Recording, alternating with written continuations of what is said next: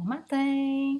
Alors, je me demande si vous avez eu des blagues de poisson d'avril ou si vous en avez fait à d'autres, jouer des petits tours. Alors, racontez-moi, écrivez-moi et puis je vais partager ça.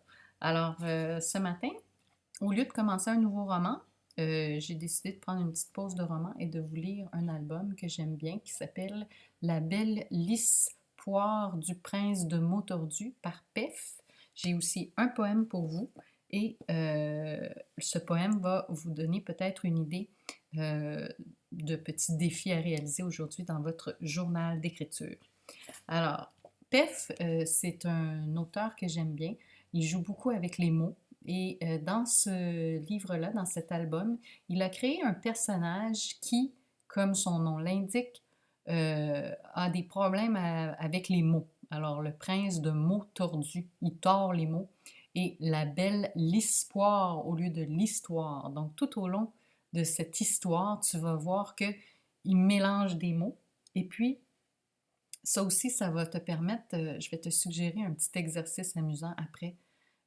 Ça va peut-être t'inspirer pour une autre activité d'écriture.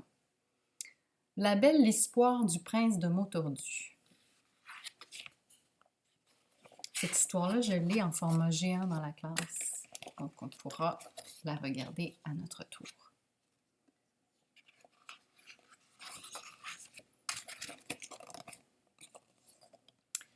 À n'en pas douter, le prince de mots tordus menait la belle vie. Il habitait un chapeau magnifique au-dessus duquel le dimanche flottaient des crapauds bleu, blanc, rouge qu'on pouvait voir de loin. Donc, vous aurez compris que dans le dessin, on joue avec le texte. Donc, il habite un chapeau magnifique. Donc, on a un château en forme de chapeau et on a des crapauds qui flottent au vent au lieu des drapeaux. Donc, je ne vous expliquerai pas à chaque fois les jeux de mots. Soyez seulement attentifs. Et vous pourrez même réécouter la vidéo pour en découvrir, parce que c'est plus on le lit, plus on découvre des choses. Et le prince de mots tordus ne s'ennuyait jamais. Lorsque venait l'hiver, il faisait d'extraordinaires batailles de poules de neige. Et le soir, il restait bien au chaud à jouer aux tartes avec ses coussins.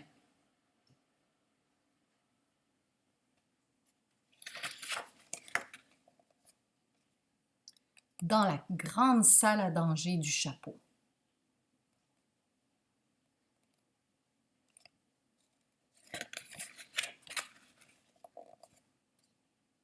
Le prince vivait à la campagne. Un jour, on le voyait mener paître son troupeau de boutons. Le lendemain, on pouvait l'admirer filant comme le vent sur son râteau à voile.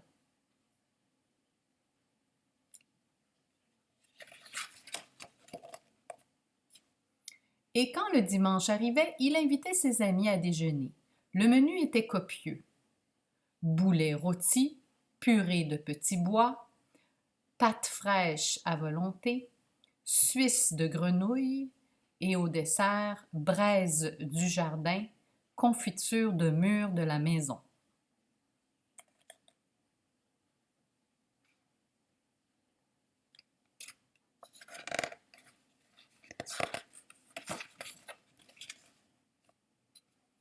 Un jour, le prince de Motordu, qui habitait le chapeau voisin, dit à son fils: Mon fils, il est grand temps de te marier.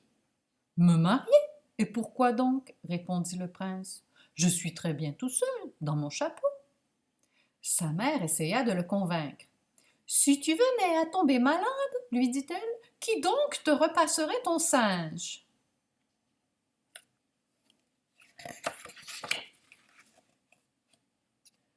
Sans compter qu'une épouse pourrait te raconter de belles histoires avant de t'endormir. Le prince se montra sensible à ces arguments et prit la ferme résolution de se marier bientôt. Il ferma donc son chapeau à clé, rentra son troupeau de boutons dans l'étable, puis monta dans sa toiture de course pour se mettre en quête d'une fiancée. Hélas, en cours de route, un pneu de sa toiture creva.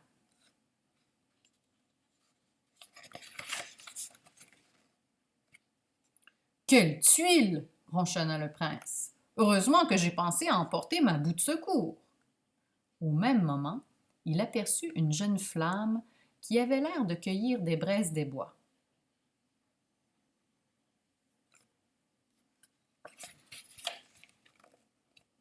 Bonjour, dit le prince en s'approchant d'elle. Je suis le prince de Montordu. Et moi, je suis la princesse des écoles, et je suis institutrice dans une école publique, gratuite et obligatoire, répondit l'autre. Fort bien, dit le prince. Et que diriez-vous d'une promenade dans ce petit pois qu'on voit là-bas? Un petit pois? S'étonna la princesse. Mais on ne se promène pas dans un petit pois. C'est un petit bois qu'on voit là-bas.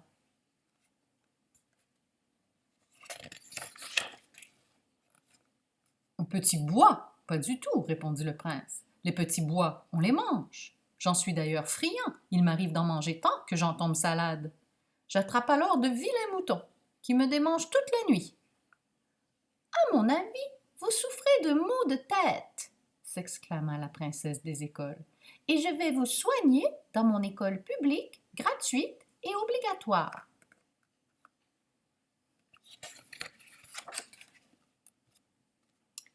Il n'y avait pas beaucoup d'élèves dans l'école de la princesse, et on n'eut aucun mal à trouver une table libre pour le prince de Montordu, le nouveau de la classe.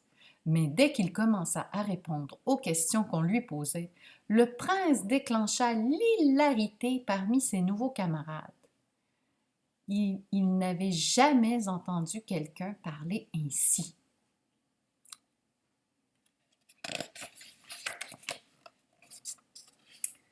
Quant à son cahier, il était à chaque ligne plein de taches et de ratures, on eût dit un véritable torchon.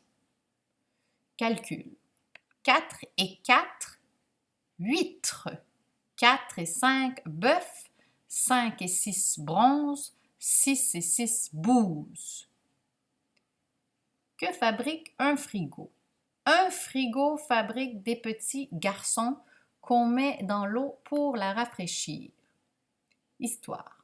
Napoléon déclara la guerre aux puces.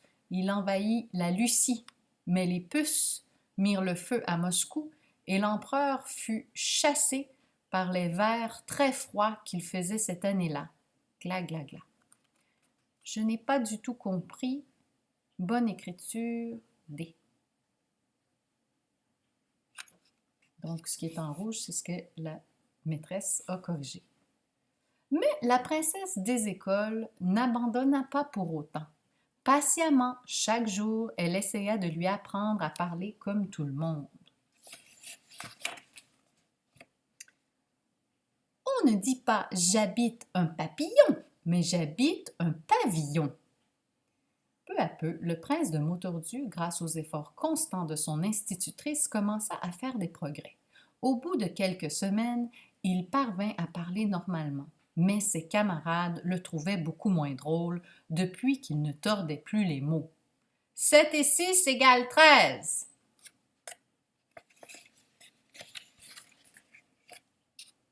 À la fin de l'année, cependant, il obtint le prix de camaraderie, car comme il était riche, il achetait chaque jour des kilos de bonbons qu'il distribuait sans compter.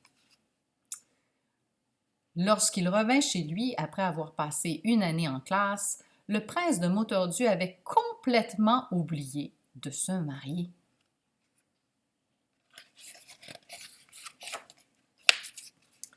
Mais quelques jours plus tard, il reçut une lettre qui lui rafraîchit la mémoire.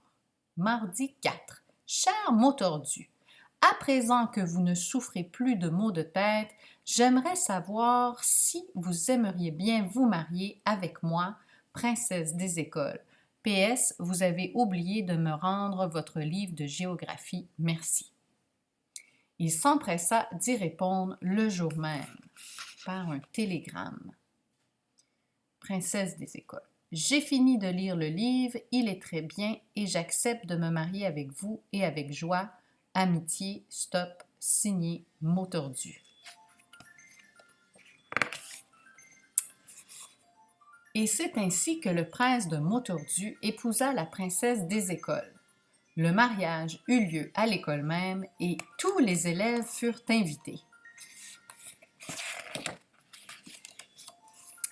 Un soir, la princesse dit à son mari: « Je voudrais des enfants. » « Combien? » demanda le prince qui était en train de passer l'aspirateur.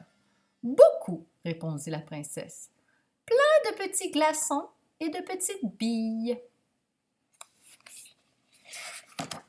Le prince la regarda avec étonnement, puis il éclata de rire. « Décidément, dit-il, vous êtes vraiment la femme qu'il me fallait, madame de Mautordu. Soit, nous aurons des enfants, et en attendant qu'ils soient là, commençons dès maintenant à leur tricoter des bulles et des josettes pour l'hiver. » Voilà, c'était le prince de Mautordu. Alors, ce que je te suggère, si tu en as envie, c'est d'écrire des petites phrases dans lesquelles tu pourrais tordre les mots toi aussi et ça nous ferait bien rigoler. Si tu en trouves que tu aimes particulièrement, envoie-les-moi. Je vais les partager sur notre page Dojo. Le petit poème que je te suggère aujourd'hui. Dimanche, écrit par René de Obaldia. Charlotte fait de la compote. Bertrand suce des harengs. Cunégonde se teint en blonde. Et attends un peu. Épaminondas cire ses godasses. Thérèse souffle sur la braise. Léon peint des potirons. Brigitte s'agite. Adhémar dit qu'il en a marre.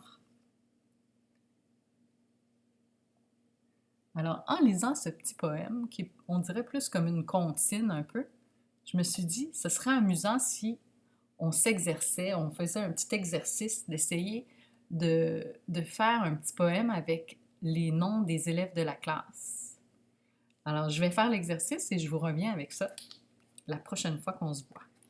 C'est toujours dans mon livre de mon premier Larousse des poésies. Alors, je te souhaite une superbe journée. Amuse-toi bien.